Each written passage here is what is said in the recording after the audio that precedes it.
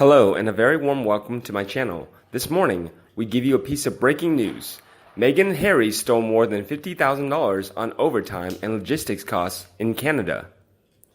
Today, Globe Canada reported the Canadian Taxpayers Federation has discovered the Royal Canadian Mounted Police spent more than $50,000 on overtime and logistic costs to provide security for Meghan Markle and Prince Harry during their recent stay in British Columbia.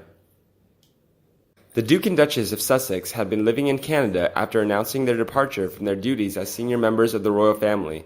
Documents obtained through an access to information request showed the total price tag adds up to $56,384 for their stay from January 18, 2019 and January 19, 2020. The figure does not include salaries or any overtime costs after January 19th. They had seemingly set up camp on Vancouver Island, and it was previously believed they would permanently settle down in this country. However, they turned all over with the trick when they are now believed to be living in Los Angeles. Aaron Woodrick, the Federation's federal director, said in a release, "For months, the Trudeau government refused to even acknowledge Canadian taxpayers who were on the hook for Harry and Meghan's security costs. Now we know the answer is yes, to the tune of at least $50,000. More than 80,000 people signed a petition online launched in January asking the Prime Minister not to use taxpayers' money to cover security bills for the famous couple. A viewer angry and said they forgot to say thank you when they left that night. Are we not stupid for trusting anyone? That's pennies to what lobbyists deal they make to get in power. Then sweet deal the same lobbyists since the 80s. I agree, a total waste of money for a very ungrateful couple. The money could have been used in helping out Canadians, especially during this COVID-19 crisis." Meanwhile, in another report, Meghan Markle described as a fame addict in the new royals book. According to Cindy Adams from page 6, she first met Britannia Jamaican-born Lady Colin Campbell long before they built London Bridge. They've also visited one another when she did books on Princess Diana. She said, "Georgie, we call her, lives in assorted castles, knows everyone who's someone in London, and writes about no one who's just any." On June 25th, Simon Schuster publishes her Meghan and Harry, The Real Story. She says Meghan wants to run for president of the US someday and that England doesn't do it for her. She describes her as an operator, a fame addict, who's had a series of men. Cindy reviewed, page 261 states that Meghan's whole life is an act. Harry was desperate to meet someone. He's not the swiftest, he's a prop. Page 217 calls him pathetic. She added, "I know that this book's been through more layers of lawyers than Harvey Weinstein. Still, you should hold it wearing gloves." Reporter continues shared, Lady Colin Campbell knows from the scandals. She's bounced through a few in her colorful life. She told me on the phone, "I know the lot, the royals, the courtiers, their friends. I've attended their parties, been to their homes, and I've taken care to be positive and even-handed, although Meghan's thrown the whole British family under the bus." Also from her ladyship's mouth, which is as tart as her pen, this person is no more suited to royal life than Angelina Jolie would be to competitive boxing. She has inflated herself beyond natural entitlement. Since she always wanted to be a star, she has this propensity for exaggeration. As for Harry, he should have been instructive. This nonsense that she didn't at first know so much about him. I mean, please. She looked him up in books, and she pats him like, "Good boy." She even answers for him. Campbell also writes that Mrs. Harry planned financial deals for herself from the beginning. She went into the marriage intending to embark on commercial enterprises. That's something forbidden to the royals. Meanwhile, CCN.com reported that when the going gets tough, Meghan Markle gets going. What a time to be Meghan Markle's BFF Jessica Mulroney. Within just a few days, the stylist and TV presenter's life has gone to hell in a handbasket. That's what happens when you get so above your station that you think it's okay to threaten someone else's livelihood.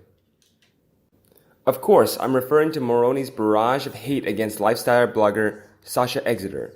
Exeter's crime? Supporting the Black Lives Matter movement as a black woman. Though no fault of Exeter's own, Mulroney supposedly took the post as an indirect dig at her. What came next was a special kind of diarrhea of the mouth reserved for overpaid Z-listers. According to Exeter, Mulroney went in hard.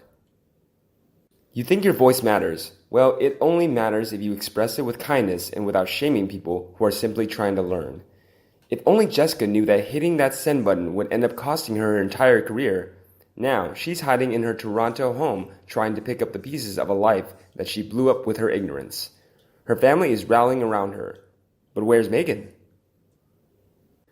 While no one is expecting Meghan to rush to Jessica's side given her current situation, we'd expect to see something, anything from her. Instead, all that we've heard is that Meghan is supposedly infuriated that Jessica has sullied her name by association. As much as I would love to say this is a giant surprise, history tells us otherwise. When the going gets tough, Meghan gets going, as fast and as far as she can. Despite what her fans will have you believe, Meghan Markle isn't the only member of the British royal family to have attracted negative press. Just ask Sarah Ferguson or Princess Diana herself. Both had their privacy invaded. Both fought tooth and nail to be heard. What they didn't do was skip the country the minute things got hard. They didn't blackball half the press and cherry-pick reporters that blew smoke up their designer derrieres. But Meghan, the runaway duchess, took Harry by the wedding ring and ran away to a country easily manipulated by glitz and glamour. What better place to push her power-hungry agenda than Los Angeles, the city built on smoke and mirrors? Let's not forget that the moment things became tense with Meghan's father, Markle cut him out of her life like a rotting limb. There's one thing that Meg can do better than anything else. Spoiler alert, it's not acting. Over the past few years, Machiavellian Meg has proved herself to be a shrewd tactician. Every move she has made, from marrying Harry to having Archie, is calculated, planned, and devious. Up until now, Jessica Maroney probably thought she was on the inside track to success as Meghan's right-hand gal. Now, she's going to get a taste of what everyone else has been seeing all along. Meghan is never going to defend Jessica. She's far too concerned building her inner circle of Kool-Aid drinking wannabes. This is a woman who fantasizes about being a Hollywood star when she can't even pay her rent. She pretends to be strong when she's knee-deep in cowardice. As for her friends, she lines them up and knocks them down. Jessica doesn't have anything to offer Meghan but bad press. The only question is, who's next? However, many have tried to compare Meghan with Harry's deceased mother, Princess Diana. But one fan analyzed in great detail on this issue. We will discuss it now. This fan said, no. For one thing, Princess Diana and Meghan Markle are not in the same category. Diana was a beloved icon the world over, and people could not get enough of her beauty and good works. I miss her still. As I've only stated, Diana may have been the only one who could prevent Harry's toxic and ill-considered marriage to Markle. Most people do not like or respect Meghan Markle. Harry made a bad choice, and he cannot expect people to accept the unacceptable and defend the indefensible. Meghan's character and motivation have been exposed, and it is not pretty. It appears that he doesn't mind being lied to and used, but most self-respecting folks will not stand for it. Meghan married Harry to give herself a promotion in life and to pilfer the royal shoppers. Nobody owes her anything. I, for one, defended her when an exchange student I hosted remarked that she had all the characteristics of a sociopath. I've thought back to that conversation many times. I've looked at photos of Meghan in a variety of settings and followed her travel itinerary since Archie's birth. I've concluded that Harry is a giver and Meghan is a taker. This will not change. It's hardwired into Meghan's complicated psyche. Some people will see deep pathology. I will leave that up to you. One thing we all share is deep disappointment and distrust. Meghan has more baggage than an airport lost and found department. From all accounts, her character is extremely compromised. She has been caught lying and spends shamelessly, especially considering her philanthropic brand. Meghan has defined who she is. She loves attention, and she's certainly getting her fill.